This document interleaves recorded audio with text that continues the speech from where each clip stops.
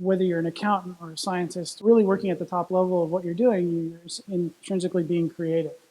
And that sometimes I think we're kind of quick to say, I'm not necessarily a creative person, or it's not initially a creative industry. And the reality is that it's all creative, that spark of inspiration, and then the follow through to keep developing those clever fixes and problem solving. That's a creative process that our brain goes through. So, you know, everything in my kind of understanding is basically a creative process. This is just a few things that a smart guy once said. So, and this kind of goes to like how we actually process information, how we actually think, how you can actually be kind of, you know, more creative. And the reality is, what are you looking at? Are you looking at invention or recombination?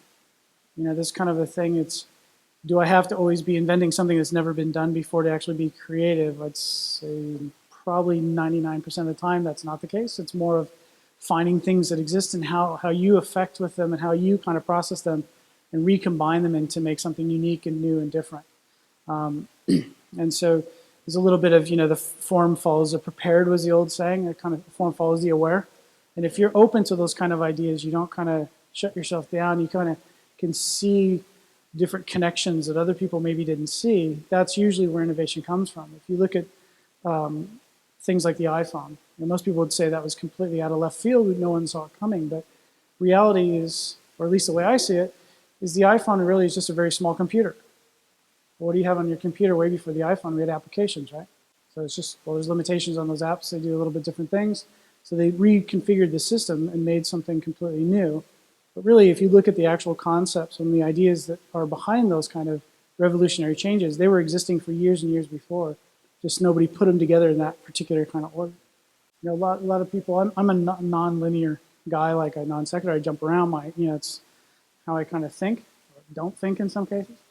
But this idea of nonlinear thinking or lateral thinking, where you don't necessarily fixate on one particular idea, it may be a good idea, and you start linearly following it through as a process.